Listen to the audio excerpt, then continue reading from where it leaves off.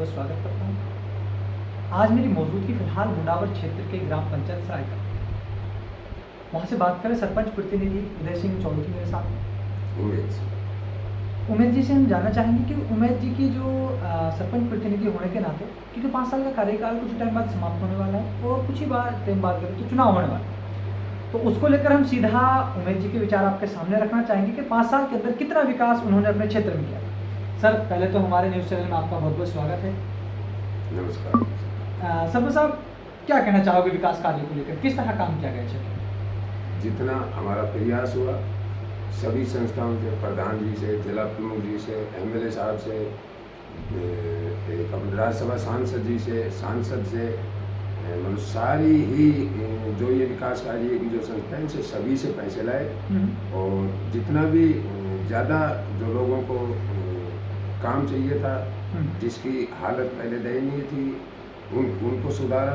जो भी बढ़िया से बढ़िया काम हो सका हमने वो काम किया। उदय सिंह जी, आपको ग्राम पंचायत सराय की जनता ने, जो अपने सराय कला है उसकी जनता ने आपको सरपंच बनाया। जिन मुद्दों पर आपने उन जनता से वोट मांगे थे, उन मुद्दों पर कितना % आप खड़ा उतर पाए? उस पर 90% से ज़्यादा काम किए। जैसे कि हम जानना चाहेंगे रोड व्यवस्था को लेकर या फिर बिजली पानी व्यवस्था को लेकर क्या कहेंगे आप? बिजली पानी व्यवस्था की बिल्कुल सुचारू रूप से बहुत बढ़िया तरीके से चलाई। पहले पानी की सिर्फ 3 कनेक्शन थे, आज की तारीख में 5 कनेक्शन। किसी में समस्या नहीं है। हाँ, आंधी अंदर या फिर ज़्यादा तेज़ बारिश, उसमें अगर कोई लाइट प्रॉब्लम होती है तो हम मजबूर रहे। फिर भी अगर 2, 3, 4 दिन तक अगर लोगों को पानी नहीं पहुंचा तो हमने टैंकरों से भी पानी पिलाया, लेकिन पब्लिक को कहीं कोई प्यास की या पानी की कोई समस्या नहीं आ रही थी। उदय सिंह जी, आप कह रहे हो कि मैंने 90% अपने जो विकास कार्य, जो मुद्दे मैंने जनता से किए, उन पर मैं खड़ा उतर पाया। एक तरफ हम देख लेते हैं तो जब हम आपके गांव में एंट्री करते सब रोड की उखड़ती हुई हालत, टूटा हुआ रोड, उसके पीछे कंडीशन क्या है? ये जेजेएम द्वारा तोड़े गए रोड थे जिनको मरम्मत की गई, लेकिन वो मरम्मत हमारे थोड़ी सी पीछे से कर दी गई, जिसकी हमने शिकायत भी कर दी है कि अभी तक जो रोड जेजेएम द्वारा तोड़ा गया था उसका पूर्ण रूप से किसी भी तरीके से, कोई बढ़िया तरीके से उनका सोल्यूशन नहीं हो पाया जी। हमने बार बार, एक दफ़ा नहीं 2-3 दफ़ा शिकायत भी की है और शिकायत के आधार पे जेईएन साहब PhD मुंडावर ने हमें आश्वासन दे रखा है कि साहब ठेकेदार साहब से हम जो भी आपकी तोड़ी हुई रोड है उनको कंप्लीट करवाएंगे। बाकी नई रोड है और नई रोड ही जो तोड़ी गई थी उन्हीं में कुछ थोड़ी बहुत खामी है जिनको जल्दी से जल्दी पूर्ण करवाने की कोशिश जारी है और करेंगे। सरपंच साहब, जब मैं आपके तीनों गाँव में सर्वे के लिए पहुँचा तो कुछ लोगों के सवाल निकल कर सामने आए। वो कह रहे थे कि सरपंच साहब ने हमारे यहाँ पे रोड तोड़ दिया है, जल भराव की समस्या है, लेकिन सरपंच साहब से हम कहते तो हमारे पर ध्यान नहीं दिया जाता है। क्या कंडीशन है? वही समस्या बता रहा हूँ। रोड तोड़ने में सरपंच ने कहीं कोई रोड नहीं तोड़ा। अगर रोड टूटे हैं तो जेजेएम द्वारा डाली गई लाइन के द्वारा तोड़े गए। उनमें अभी सिरोड़ खुर्द में आधा काम है, टोडरपुर में ज़्यादातर कंप्लीट हो चुका है और सराय कला में मेन रोड जो है सबसे बड़ी समस्या वो बनी हुई है। उसके बारे में मैं आपको बता चुका हूँ और जेजेएम के बारे में शिकायत कर रखी है PhD में। जेईएन साहब ने ये कही है कि जल्दी से जल्दी आपकी जो खामियां हैं इनको दूर की जाएगी। एक तरफ सरपंच साहब, कुछ लोग, या फिर हम बात कर ले जनता, ये भी कह रही थी कि सरपंच साहब ने जनता के जो मुद्दे थे उनको साइड हटाकर आपने जो रोड लाइट लगवाई थी उनको लेकर भी कहते कि तो रोड लाइट में कहीं ना कहीं सरपंच साहब क्या कमी, उसके पीछे कोई वायरिंग का इशू था कि वो बल नहीं रही, चालू नहीं, क्या कंडीशन के पीछे बता? चालू क्या है कि पहले जो कनेक्शन थे वो जो गांव की आबादी की टंकी है उससे कनेक्शन किया हुआ था।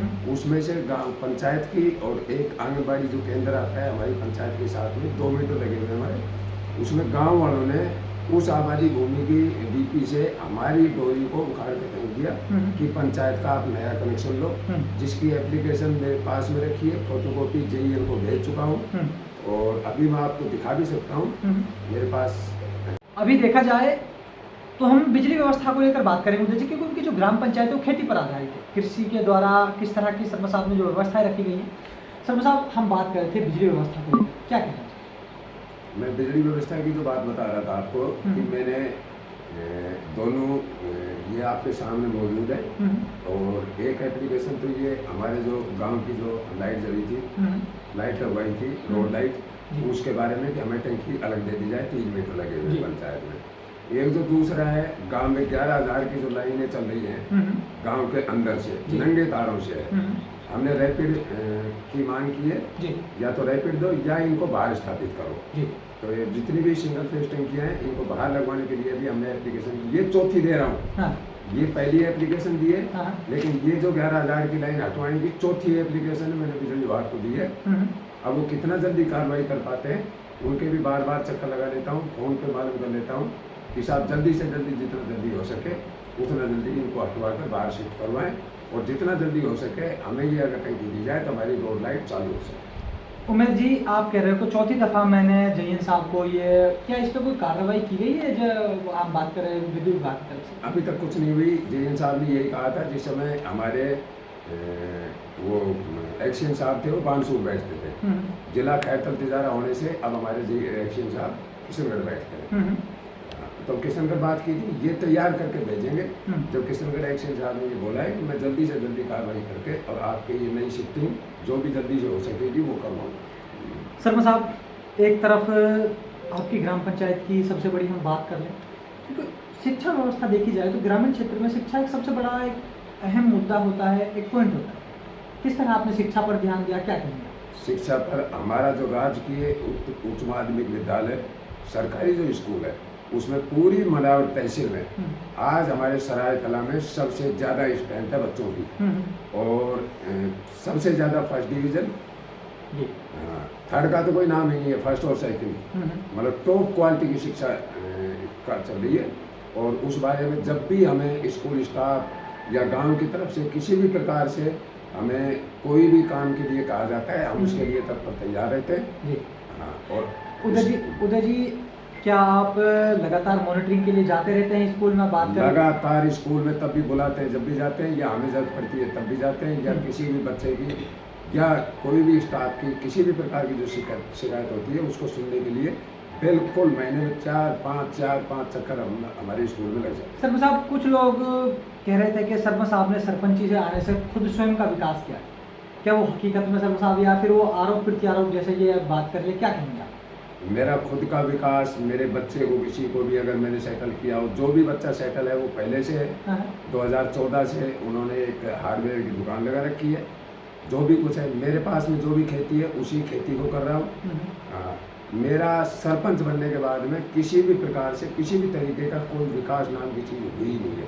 जो विकास गांव में हुआ है वही हुआ है, मेरा पर्सनल किसी भी प्रकार से कोई विकास नहीं हुआ। शर्मा साहब, पीएम आवास कितने बनवाए अगर देखा जाए? पीएम आवास 3 कंप्लीट है। अच्छा, मतलब अभी फिलहाल जैसे सर्वे हुआ था कुछ टाइम पहले, कितने लोग बस पीएम आवास जुड़वाए थे? कोई पात्र था इस तरह के? एक पात्र था सिरोड़ खुर्द में, उसका नया नाम जुड़वाया, जिसके पास में किसी प्रकार का कोई पक्का मकान नहीं है, और वो पात्र था इसीलिए उसका जुड़ पाया। बाकी जितने भी हैं ये जो अपने बीपीएल अगर वगैरह जो भी कुछ है उसमें किसी का भी कोई पात्र नहीं था, उस वजह से फेल हुए होंगे। लेकिन अभी 3 नए बन चुके हैं और 3 बाकी हैं और 1 नया जुड़ा है। उमेश जी, जो समस्याएं तीनों गांवों के अंदर हैं, क्या आश्वासन देना चाहोगे जनता को? जो आपका कार्यकाल बाकी है, क्या उस समस्या का समाधान हो सकता है? क्या कहेंगे आप? जितना मुझसे हो सकेगा उनके कुछ काम जो बकाया हैं उनको करवाने के लिए भरसक प्रयास जारी है, जारी रहेंगे। ये कार्यकाल जब तक है उससे पहले जो भी कुछ हो पाएगा वो मैं करने के लिए बिल्कुल तैयार बैठा हूँ, शुरू से ही लगा हुआ हूँ। जितना हुआ वो भी ठीक है, जो होगा वो भी ठीक है। शर्मा साहब, लास्ट और आखिरी सवाल करने जा रहे हैं। यदि जनता ने इस तरह आपको इस 5 साल बाद आपको मौका दिया कि क्योंकि पिछली बार भी आपने चुनाव लड़ा था, उस टाइम कुछ कारणों से आप चुनाव हार गए, इस बार आपको सरपंच बनाया, यदि एज ए फ्यूचर आपको या फिर आपके कोई भी परिवार मेंबर को सरपंच चुना जाता है, आप कमान संभालते हैं, किस तरह इस क्षेत्र को आप डेवलपमेंट की तरफ लेके चलें? सर जी, तीनों गांव में, मेरी पंचायत में 3 गांव पड़ते हैं, टोडरपुर, सिरोड़ खुर्द और सराय कला। सिरोड़ खुर्द एक ऐसा गांव था जिसमें से राजस्व रिकॉर्ड में अंदर घुसने के लिए कोई सिरोड़ गांव में कोई रास्ता नहीं है, और सबसे ज़्यादा मेरा प्रयास रहा है कि सिरोड़ में एक नहीं 3-3 रास्ते गांव के अंदर से प्रवेश करें, गांव के लोग बाहर निकल पाएँ, जिसमें से एक में मैं कामयाब रहा हूँ। वो पड़ोसी खेत वालों ने लिख के दिया है, 100 रुपये के स्टाम्प पे सहमति दी है, स्कूल से लेकर गांव के अंदर घुसने का रास्ता पैदा किया है। दूसरे रास्ते पर प्रयास जारी है, 3-3 दफ़ा एसडीएम साहब को लिख के दिया है, उनसे नोटिस जारी करवाए, लेकिन उसमें 2 आदमियों ने हस्तक्षेप किया, वकील बराबर में खड़ा करके और उस पर स्टे लगवाया। जी। और वो भी गांव में घुसने का एक मेन रास्ता, सराय से सिरोड़ खुर्द में घुसने का तो मेन रास्ता था। मुझसे जो प्रयास होगा वो एक से एक 21 जो सबका भला करे, सबका भला चाहे, मैं भी वो सबका भला चाहूँ, वही काम करूँगा। किसी प्रकार की किसी से कोई न द्वेष भावना रखी है न रखूँगा। सरपंच साहब किस तरह धन्यवाद देना चाहेंगे अपने ग्राम पंचायत का जनता के, क्योंकि आपको मौका दिया, किस तरह उनका आभार व्यक्त करेंगे हमारे जनता? देखो, मैं हृदय से पूरी जनता का, हर आदमी बीच में कोई वोट देता है, कोई नहीं देता है। मैंने आज तक किसी के बारे में ये नहीं सोचा है कि मुझे किसी ने वोट दिया या नहीं दिया। मुझे सबने वोट दिया, सबने वोट दे के जिताया। मैं जनता का दिल से, मेरी फैमिली की तरफ से पूरा बहुत ज़्यादा हार्दिक अभिनंदन करता हूँ। किसी भी प्रकार से मैंने कोई द्वेष भावना से आज तक कोई काम नहीं किया, नहीं करूँगा। आप लोगों ने देखा मेरे साथ ग्राम पंचायत सराय कलाई के सरपंच प्रतिनिधि उमैद चौधरी जुड़े। आज उन्होंने एक ऐसी पहल अपने क्षेत्र को लेकर, या फिर हम बात कर ले जिस तरह विकास की बात की गई, एजुकेशन हो, हेल्थ डिपार्टमेंट हो, या क्योंकि वो कृषि पर आधारित ग्राम पंचायत है, सभी लोगों पर किस तरह की व्यवस्थाएं रखी। तो आप लोग मेरे साथ बने रहिए और देखते रहिए ग्राम पंचायत चुनाव कवरेज राजस्थान।